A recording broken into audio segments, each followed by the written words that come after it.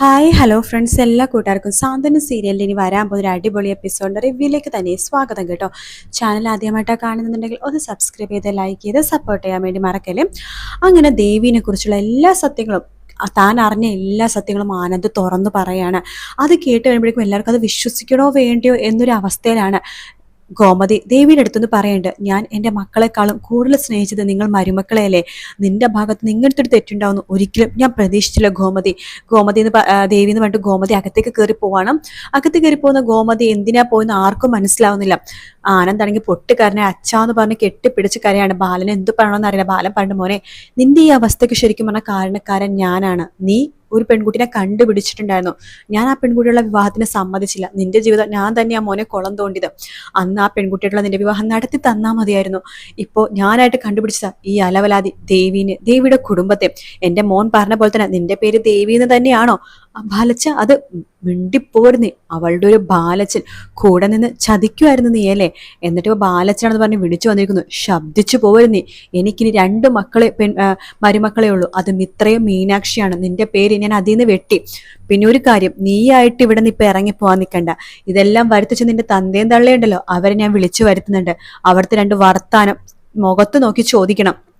എനിക്ക് ഇതിനു മുമ്പ് സംശയമൊക്കെ തോന്നിയിട്ടുണ്ട് നിന്റെ തന്തേനെ. പക്ഷെ ആ സമയത്ത് അതിവിദഗ്ധമായിട്ടല്ലേ അയാൾ അവിടെ നിന്നൊക്കെ രക്ഷപ്പെട്ടത്. എന്തായാലും ഇന്ന് 2-1 അറിഞ്ഞേ പറ്റൂ. ആനന്ദേ ഫോം വിളിയുടെ അയാളെ എന്ന് പറയണം. അങ്ങനെ ഉദയഭാനുവിനെ ആനന്ദ് ഫോം വിളിക്കുന്നുണ്ട്. ഹലോ മരുമകനെ, എന്താ മരുമകനെ വിളിച്ചത്? അതെ, സാറിന് ബുദ്ധിമുട്ടാവില്ലെങ്കിൽ ഒന്ന് വീട് വരെ ഒന്ന് വരാവോ? എന്ത് പറ്റി മരുമകനെ? എന്താ വീട്ടിൽ വിശേഷം? വിശേഷമൊക്കെ ഉണ്ട്. അങ്കിളിനൊന്നും വരുമോന്നില്ലെങ്കിൽ ഇവിടെ വരാൻ പറ്റുമോ? അതിനെന്താ, വരാലോ എന്ന് പറയണം. എടി ശ്രീകലേ, ദേവമംഗലത്ത് എന്തോ വലിയ കോൾ ഒത്തിട്ടുണ്ടെന്ന് തോന്നുന്നു. നമ്മളെ അങ്ങോട്ട് ക്ഷണിച്ചിട്ടുണ്ട്. ആണോ മനുഷ്യ? എങ്കിൽ ഇപ്പൊ തന്നെ ഉടുത്ത് കെട്ട് പോ. ശരി ശരി എന്ന് പറയണം.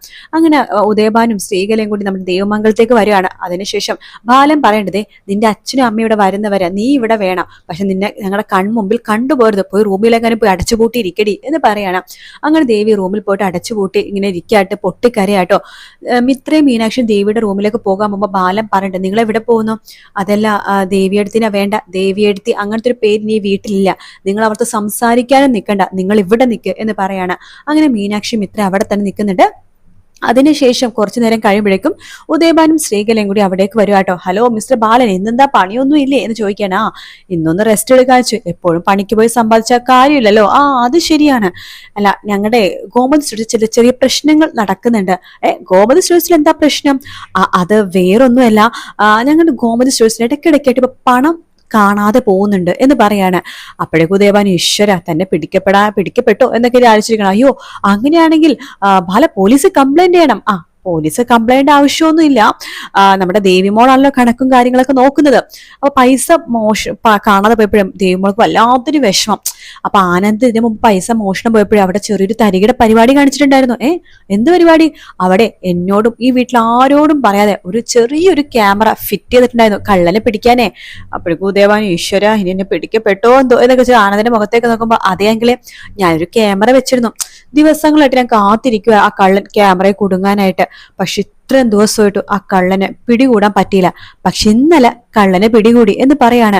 ഉദയഭാനു, ആരാ മോനെ, ആരാ അത് എന്ന് പറയുമ്പോ ബാലൻ പറഞ്ഞു, നാണുല്ലേട്ടോ തനിക്കിങ്ങനെ ചോദിക്കാനായിട്ട്. സ്വന്തം മകളെ കള്ളം പറഞ്ഞ് എന്റെ മോനെ തലയിൽ കെട്ടിവെച്ചതും പോരാ, ഈ കുടുംബത്തിനെ വീണ്ടും വീണ്ടും പറ്റിക്കാൻ വേണ്ടി തനിക്ക് നാണുല്ലേടോ? താൻ എന്താ വിചാരിച്ചത്? താനും തന്റെ ഭാര്യയും മകളും കൂടി ഈ വീട്ടുകാരെ എപ്പോഴും പറ്റിക്കാന്നോ? ഒരിക്കലും ഇല്ലടോ. ഞങ്ങളെ പറ്റിക്കാനായിട്ട് തനിക്ക് പറ്റിയതിന്റെ കാരണം എന്തെന്നറിയാവോ? ഞങ്ങൾ മണ്ടന്മാരായത് കൊണ്ടല്ല, തന്നെ അത്രയും വിശ്വസിച്ചത് കൊണ്ടാണോ?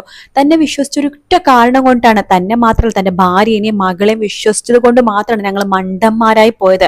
അല്ലാതെ ഞാനും എന്റെ മക്കളും മണ്ടന്മാരാണെന്ന് താൻ വിചാരിച്ചോടോ? താൻ പണം മോഷ്ടിച്ചതൊക്കെ ഞങ്ങൾ അറിഞ്ഞു. താനിക്കൊരു കാര്യം അറിയോ? താൻ പണം മോഷ്ടിച്ചത് കാരണം എന്റെ പാവപ്പെട്ട അളിയനാണ് ഇവിടെ കള്ളെന്ന പേരിന് മുദ്ര കുത്തി പടിയിറങ്ങി പോകേണ്ടുന്നത്.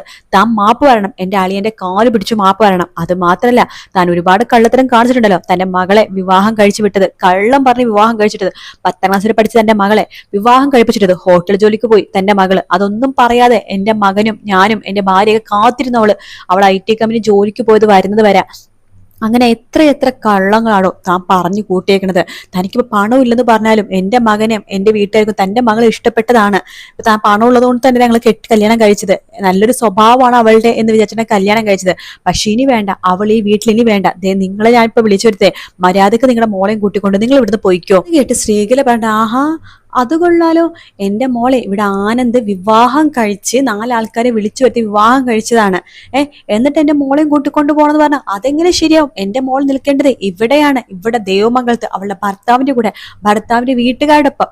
മനസ്സിലായോ? ദേ നിങ്ങളൊരു സ്ത്രീ ആയിപ്പോയി, അല്ലെങ്കിൽ ഞാൻ മുഖത്തിട്ട് അടിച്ചാനെ എന്ന് പറഞ്ഞിട്ട് ഉദയഭാന്റെ വിഗ് എടുത്ത് മാറ്റാണ് നമ്മുടെ ബാലൻ. എന്നിട്ട് പറയേണ്ടത്, കഴിഞ്ഞ ദിവസം കുറച്ച് നാളുകൾക്ക് മുമ്പ് ഞാൻ നിങ്ങളെ കണ്ടിരുന്നു ഒരു ചീട്ട് കളി ആൾക്കാരുടെ കൂട്ടത്തിൽ. അന്ന് നിങ്ങൾ അതിവിദഗ്ധമായിട്ട് അവിടെ നിന്ന് രക്ഷപ്പെട്ടു. എനിക്ക് അന്ന് സംശയം തോന്നുന്നതാണ് നിങ്ങളെ.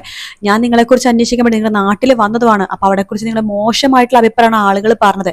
എന്നിട്ടും ഞാൻ നിങ്ങളെ വിശ്വസിച്ചു. അവര് നിങ്ങൾക്കുള്ള കണ്ണുകടി കൊണ്ടായിരിക്കും നോണ പറഞ്ഞതെന്ന് ഞാൻ വിചാരിച്ചു. അതെല്ലാം നിങ്ങളുള്ള വിശ്വാസം കൊണ്ട് ഇനി ഞാൻ നിങ്ങളെ വിശ്വസിക്കില്ല. നിങ്ങളുടെ മകളെയും കൂട്ടിക്കൊണ്ട് ഇവിടുന്ന് പോയിക്കോ. ഞങ്ങൾ കൂട്ടിക്കൊണ്ട് പോകില്ല ബാല, കാരണം എന്റെ മോൾ ഇവിടെ കെട്ടിച്ചുടന്നതാണ്, അവൾ നിൽക്കേണ്ടത് ഇവിടെയാണ്. ആഹാ അത് കൊള്ളാലോ, ഒരു കള്ളം പറഞ്ഞതിന്റെ പേരിൽ എന്റെ മകളെ നിങ്ങൾ ഇവിടുന്ന് പറഞ്ഞയക്കാൻ പോണം, സമ്മതിക്കില്ല. യൂദയഭാരൻ ജീവനുള്ളപ്പോ അതിന് സമ്മതിക്കില്ല എന്ന് പറയണം. വേഗം തന്നെ ഗോമതി റൂമിൽ നിന്ന് വരെയാണ്. എന്റെ ദേവിയുടെ റൂമിലേക്ക് പോകുന്നുണ്ട്. നിന്റെ എടുക്കാനുള്ള സാധനങ്ങളൊക്കെ എടുത്തോ, നീ കൊണ്ടുവന്ന സാധനങ്ങൾ മാത്രം. എന്നിട്ട് ഇവിടെ പടി ഇറങ്ങാൻ നോക്ക്. അമ്മേ അത് പിന്നെ അമ്മയോ? ആരാടി നിന്റെ അമ്മ? ദേ വന്നിട്ടുണ്ട് നിന്റെ കള്ളിയായിട്ടുള്ള അമ്മ ശ്രീകല, അവര് മാത്രമേ നിന്റെ അമ്മയുള്ളൂ. ഞാൻ നിന്റെ അമ്മയല്ലടി, ഇറങ്ങിപ്പോടി. ഇറങ്ങിപ്പോയാൽ അമ്മ പ്ലീസ് അമ്മ എന്നെ ഇറക്കി വിടലേ, ഞാൻ നിങ്ങളെ സ്നേഹിച്ചതൊക്കെ സത്യസന്ധമായിട്ടമ്മ, വേണ്ടി മതി, നിർത്ത് നിന്റെ അഭിനയം. അവളുടെ ഒരു സ്നേഹവും പഞ്ചാര വർത്താനും ഈ വാക്കുകൾ ഞങ്ങൾ എല്ലാവരുടെ വീണ് പോയത്. നീ ഇവിടെ നിന്ന് ഇറങ്ങുന്നോ അതോ നിന്നെ വലിച്ചടിച്ച് ഞാൻ പുറത്തിടണോ? അമ്മ പ്ലീസ് അമ്മ. ഓഹോ അപ്പൊ നിന്നെ വലിച്ചടിച്ച് പുറത്തിടണോ അല്ലെ? ബാലേട്ടാ ആ രണ്ടിനെ പിടിച്ച് പുറത്താക്കുമ്പോഴേ അതെ ഇവളെയും കൂടി പിടിച്ച് പുറത്താക്കിക്കോ എന്ന് പറഞ്ഞിട്ട് ദേവീന്റെ കൈ പിടിച്ചിനെ വലിച്ചോണ്ട് വരികയാണ് നമ്മുടെ ഗോമതി.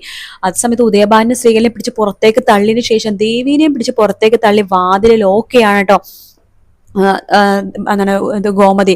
അപ്പൊ ദേവീനെ വാതിൽ മുട്ടിക്കൊണ്ടിരിക്കണം. അമ്മ വാതിൽ തുറക്കമ്മേ, അമ്മ വാതിൽ തുറക്കമ്മേ, ദേവി മോളെ അമ്മ വിളിക്കണത്, ഞാൻ ഒരിക്കലും നിങ്ങളെ ചതിച്ചിട്ടില്ല അമ്മേനെ വാതിൽ തുറക്കമ്മേ എന്നൊക്കെ പറയാണ്.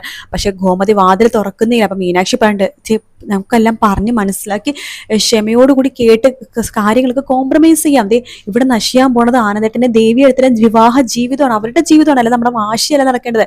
നമുക്ക് ദേവി എടുത്ത് നമ്മളോട് കാണിച്ച സ്നേഹം ആത്മാർത്ഥമാണെന്ന് നമുക്ക് എല്ലാവർക്കും അറിയാം. അതുകൊണ്ട് നമുക്ക് ദേവി എടുത്ത ഭാഗത്തുനിന്ന് കേൾക്കാനുള്ളതൊന്ന് കേൾക്കാം. നീ ഒന്നും മിണ്ടാതിരിക്കും മീനാക്ഷി, ആകാശ ഇവളെയും കൂട്ടിക്കൊണ്ട് റൂമിലേക്ക് പോയിക്കേ എന്ന് പറയണം. അങ്ങനെ കുറച്ചു നേരം കഴിയുമ്പോഴേക്കും ദേവി അവിടെ നിന്ന് പടി ഇറങ്ങിപ്പോണം. പക്ഷെ ദേവി ഒരു കാര്യം ആലോചിക്കുന്നുണ്ട്. വേറൊന്നുമല്ല, ദേവി മരിക്കുക, അതേ ദേവിക്ക് നിവർത്തിയുള്ളൂ. കാരണം തനിക്ക് തന്റെ വീട്ടുകാരെക്കാളും വലുത് സ്നേഹം തന്നതും തന്നെ പരിഗണിച്ചതും എല്ലാം നമ്മുടെ ദേവമംഗലംകാരാണ്. അവരാണ് തന്നെ ഇപ്പൊ പടി ഇറക്കി വിട്ടിരിക്കുന്നത്. ഇനി താൻ എന്തിനാണ് ജീവിക്കുന്നത്? തനിക്ക് തന്റെ കുഞ്ഞിനെ നഷ്ടപ്പെട്ടു, ഭർത്താവിന് നഷ്ടപ്പെട്ടു, ഭർത്താവിന്റെ വീട്ടുകാരെ നഷ്ടപ്പെട്ടു. ഇനി താൻ ജീവിക്കണ എന്തിനാണ് എന്ന് മനസ്സിലാക്കിയ ദേവി തന്റെ ജീവിതം അവസാനിപ്പിക്കാൻ വേണ്ടി പോകുന്ന ഭാഗമാണ് നമ്മൾ മറ്റന്നാളത്തെ എപ്പിസോഡിൽ കാണാൻ വേണ്ടി പോകുന്നത് കേട്ടോ. അതെ, ദേവി അവസാനം അങ്ങനെ തന്നെയാണ് ചെയ്യുക.